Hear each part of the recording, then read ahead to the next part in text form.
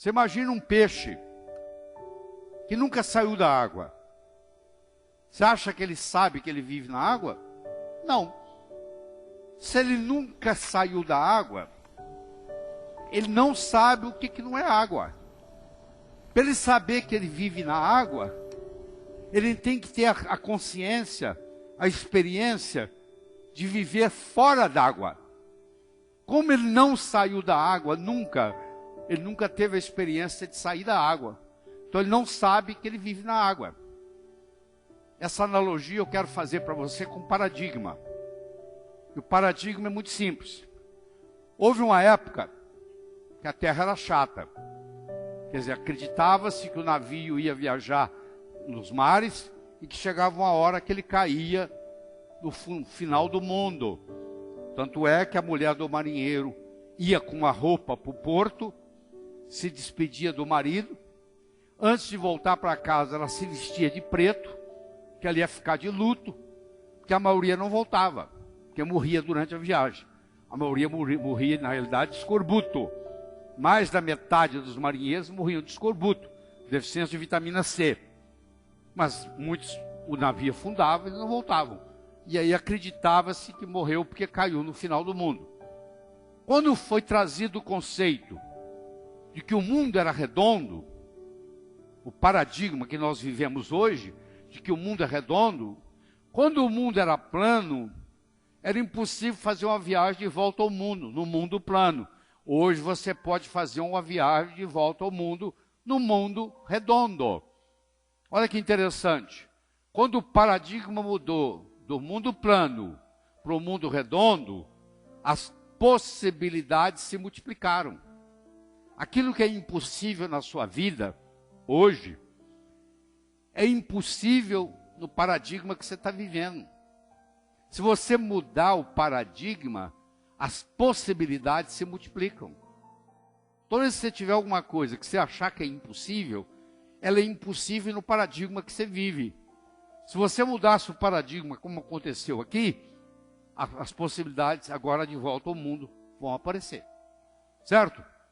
Você imagina, por muitos e muitos e muitos anos, existia uma teoria de que todos os cisnes eram brancos. E isso era acreditado no mundo inteiro. Quando a Austrália foi descoberta, pela primeira vez na história, lá apareceu cisne preto. Então essa teoria de anos e anos e anos, de que os cisnes eram brancos, com um exemplo, acabou a história. Isso acontece muito na medicina. A gente tem uma teoria muito sofisticada, até que parece uma doença, até que aparece um exemplo que destrói toda a teoria. Por mais sofisticada que ela seja, se o exemplo encontrado não bate, aquela teoria, você vai me desculpar, ela é obsoleta. Você tem que jogar lá fora e começar a procurar outro paradigma, outro diagrama para explicar.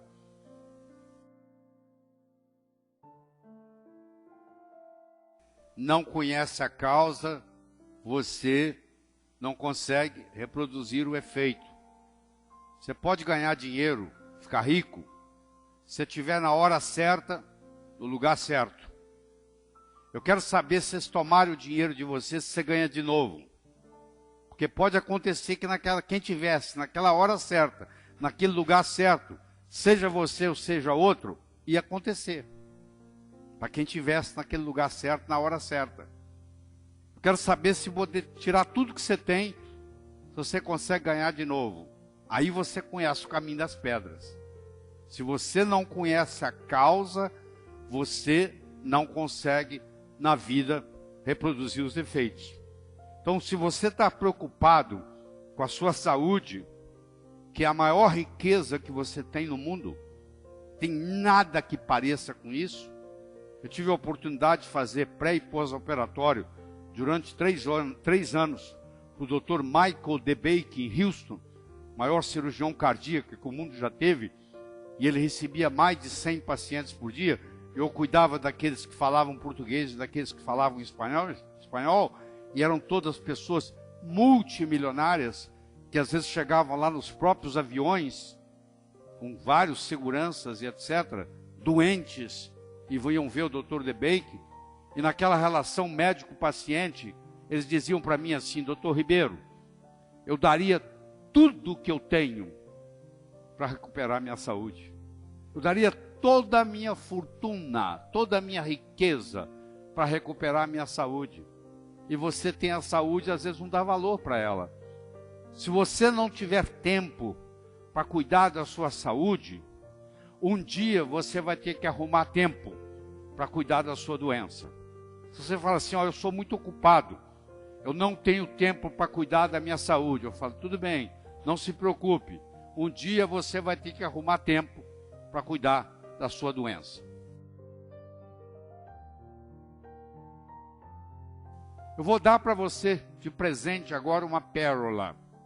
Você vai pegar a pérola, vai olhar para ela na sua mão, não vai ficar segurando ela por muito tempo, você vai colocá-la no bolso. Daqui uma semana eu vou me encontrar com você, vou lhe entregar uma segunda pérola. De novo você vai colocá-la na sua mão, não vai esperar muito tempo, vai colocá-la no bolso.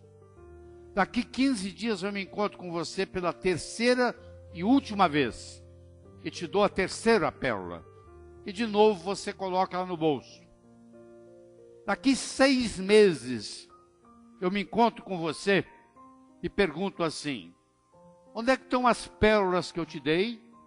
Você vai dizer mais ou menos assim: a primeira, eu coloquei no criado mudo, a mocinha que arruma lá em casa não viu, jogou no lixo.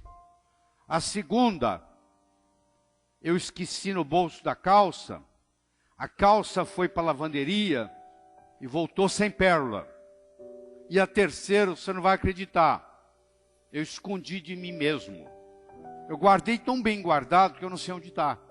Não sei quantos de vocês já esconderam coisas de você mesmo. Está tão bem guardado que nunca mais você vai encontrar. Então você imagina o seguinte: se ao invés de eu lhe dar essas pérolas, que você perdeu as 3, eu lhe desse de presente um fio de nylon, e orientasse você para colocar as pérolas no fio de nylon, e fizesse um colar, e eu me encontrasse com você daqui 6 meses, e perguntasse para você assim: onde é que estão aquelas pérolas que eu lhe dei? Você ia dizer assim: elas estão aqui, eu fiz delas um colar. Meus amigos, as pérolas são ideias. O cemitério está cheio de quem teve boas ideias. Ou não as implementou, ou pior ainda, implementou e quebrou a cara. Você não sabe que com uma boa ideia pode estragar uma pessoa. Uma boa ideia pode estragar uma empresa. Uma boa ideia pode estragar uma família. No frigir dos ovos, o que interessa não são as pérolas, e sim o fio de nylon que segura elas. Eu encontro médicos na minha área, que eu posso falar, que tem muito conhecimento médico na cabeça, mas não tem modelos. O paciente chega na frente deles e eles não sabem fazer o diagnóstico, apesar de todo o conhecimento, mas faltou modelo. Isso é muito comum no ensino da medicina. Tem muito conhecimento, tem muita pérola, mas não tem o fio de nylon que segura isso e faz a diferença. É a diferença que vai fazer a diferença. É você ter modelos. Então, nesse poder do conhecimento, é muito mais importante você ter o modelo do que o conhecimento per se. Porque o modelo vai ficar ali com você pro resto da vida, enquanto que a informação, ela desaparece do seu cérebro. Ela some, igual as pérolas. Isso aqui é uma cadeira de balanço. Sabe onde é que uma cadeira de balanço vai? A lugar nenhum. Sabe por quê? Ela oscila. Se você puser mais energia nela, ela oscila mais. Mas olha aqui o meu cotovelo. Ela não sai do lugar aqui, ó. Você deve conhecer gente assim. Você encontra, passa-se o tempo, você encontra de novo, a pessoa está no mesmo lugar. Dessa vez vai, não foi. Dessa vez vai, não foi. Por outro lado, isso aqui é um carro Fórmula 1.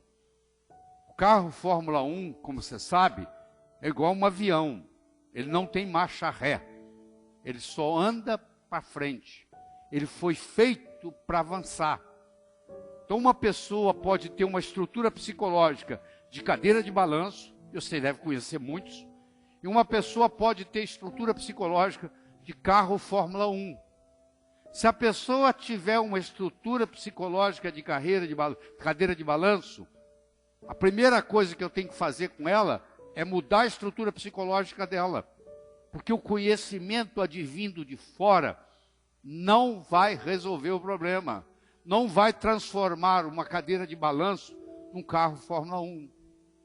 E há 6 anos que se passa, ou 5 ou 4, que se passa na faculdade, uma das funções do professor é ter a habilidade de trabalhar linguisticamente com a estrutura psicológica do aluno.